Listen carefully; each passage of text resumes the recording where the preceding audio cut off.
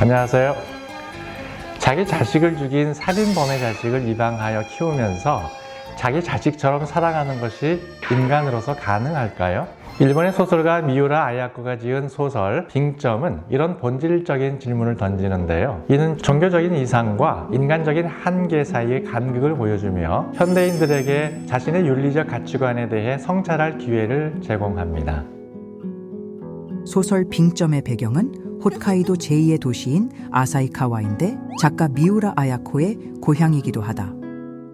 공항에서 내려 아사히카와까지 가려면 삿포로시를 거쳐서 가야 한다. 겨울철 폭설로 온통 하얗게 변한 북해도의 삿포로에서 아사히카와까지 가는 길은 비현실적으로 아름답다.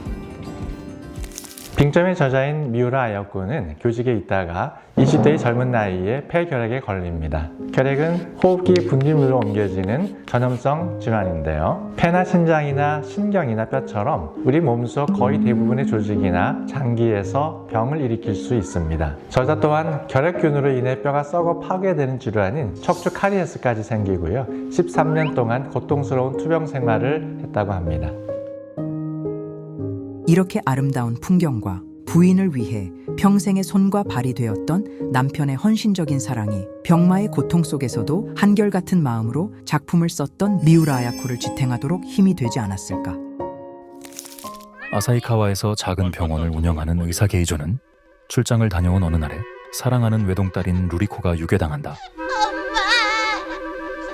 문제는 루리코가 사라지던 그 시간에 그가 사랑하던 아내 나스에가 자신의 병원 의사와 바람을 피운 사실을 눈치채고 분노하게 된다. 저기요! 결국 딸은 죽임을 당하고 게이조는 딸을 죽인 살인자에 대한 분노 이상으로 아내를 증오하며 복수심에 빠져든다.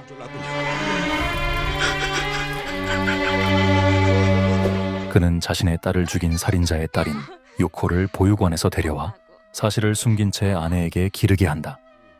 시간이 흐른 후에 그 사실을 알려서 아내가 고통받고 원통해야 하는 모습을 보고 싶은 것이었다. 아빠한테 안겨볼까? 난 너무 작은 아기를 안으면 떨어뜨릴 것 같아서 겁이 나. 여보, 이렇게 이쁜 애기인 줄은 몰랐어요. 엄마 애기 언제 났어? 아사히카와역에서 BA 강변으로 조금만 걸어가면 다양한 수종이 멋진 숲을 이루고 있는 외국 수종 견본공원에 미우라 아야코 기념문학관이 있다.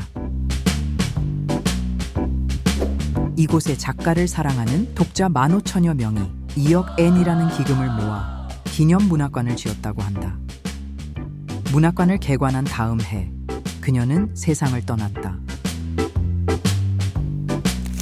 미우라 아야코는 오랜 무명 생활 끝에 1964년 42살의 늦은 나이에 아사히신문 공모에 단편소설 빙점이 당선됩니다. 빙점은 일본 문학에서는 드물게 기독교적 가치관을 깊이 반영한 작품인데요. 하지만 빙점은 종교를 넘어서 인간 내면의 어두운 심리와 복잡한 가족관계, 용서와 화해의 가능성을 탐구하면서 현대인들에게 여러 중요한 메시지를 던집니다.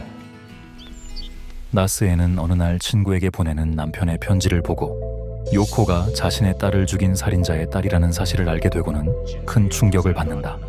안과 딱터박과 단둘이 한 방에서 있었다네. 나중에 양자가 범인의 딸인 줄 알고 발을 동동 구르는 아내를 보고 싶었던 거야. 같이 죽어줘.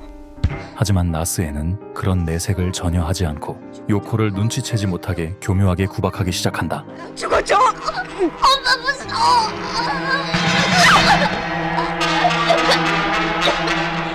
양자야!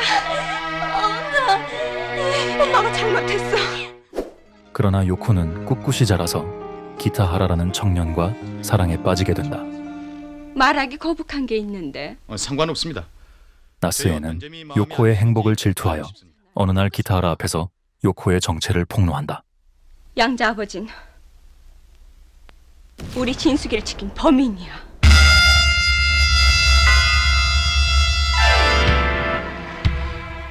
우리 진숙이는 네 아버지가 죽였어. 거짓말이에요! 거짓말이 아니에요. 빙점의 핵심 주제는 인간 내면에 존재하는 얼어붙은 지점, 즉 빙점이다. 그래서 소설 빙점의 배경지인 겨울철 눈 덮인 아사히카와를 여행하는 것은 소설 속 배경과 완벽하게 어우러지는 아름다운 자연과 문학적 감성을 느낄 수 있는 완벽한 스토리텔링이 테마인 여행이다. 현대 사회에서 많은 사람들은 자신의 내면과 마주하는 것을 두려워하고 외적인 성공과 물질적 풍요에만 집중한다.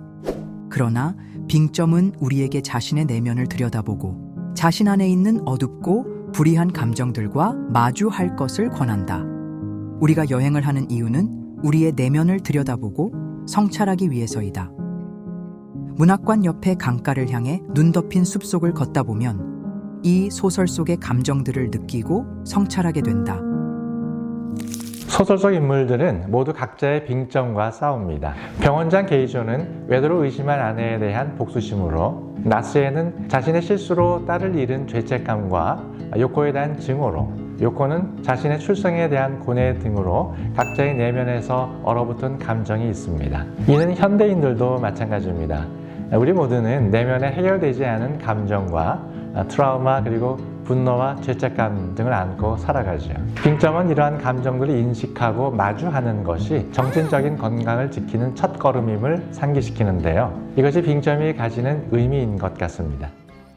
그녀의 작품은 일본 내에서 영화나 텔레비전 드라마로 많이 제작되었는데 우리나라에서도 그 인기는 대단했다. 당대 최고 인기 배우인 김진규, 김지미, 남정임 등을 주연으로 한 김수용 감독의 빙점이 크게 흥행하였고 이미자의 주제곡도 유행하였다. 한참 뒤인 1981년에도 남궁원, 김영애, 원미경, 이영하가 출연한 영화 빙점 81이 개봉되었고 1990년대에는 텔레비전 드라마로 만들어져 청춘스타 이미연과 손창민이 큰 인기를 누렸다. 2004년에도 아침 드라마로 제작되었으니 가히 세대를 초월한 인기라 할 만하다. 요코는 충격에 못 이겨 자살을 결심한다. 자기 아버지가 루리코를 죽인 BA 강가에서 다량의 약을 먹고 혼수 상태에 빠진다.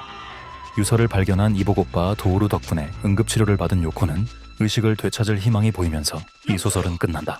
여기야! 살았군, 살아줬구나.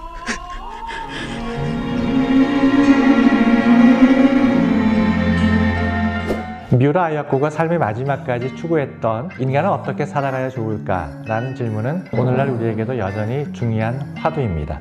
빙점은 표면적인 관계가 아니라 진정한 이해와 용서를 통한 관계 회복의 중요성을 일깨워주는데요. 소설 속 가족들처럼 서로의 마음을 알지 못하고 오해와 갈등 속에 살아가는 모습은 오늘날 많은 현대인들의 모습과 닮아 있지요.